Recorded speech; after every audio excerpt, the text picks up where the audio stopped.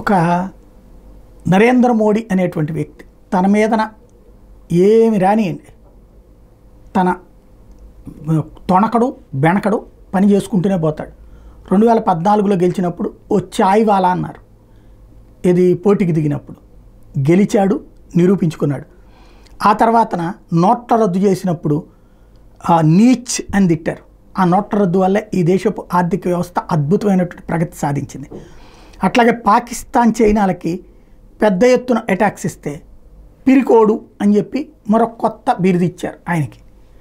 చైనాని ఎక్కడుంచాలో అక్కడుంచి గాల్వన్ లోయలో, అట్లాగే డోక్లాం దగ్గర నిలబెట్టినటువంటి వాడు పాకిస్తాన్కి సర్జికల్ స్ట్రైక్స్ 2 సార్లు చూపెట్టినోడు పిరికోడు అవుతాడు.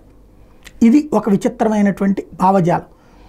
అట్లాగే ఏదైతే జన్ధన్ అకౌంట్లు అందరికీ తీసుకొచ్చిస్తే వాళ్ళందరి చేతన దాని ద్వారా ఇవాళ దేశపు ఆర్థిక వ్యవస్థలో పేదవాడిని భాగస్వామిని చేస్తే మోసగాడు అని ముద్ర వేషం ఆయన్ని వేసినటువంటిది పార్టీల్ని చూస్తున్నాం.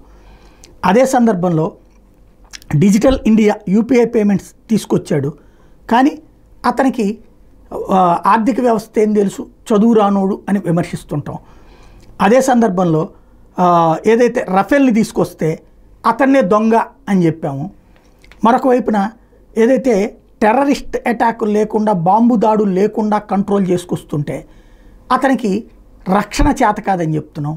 ఓవరాల్గా అతను ఎక్కడ బెసగట్ల తొనకట్ల తన పని తను చేసుకుంటూ పోతున్నాడు.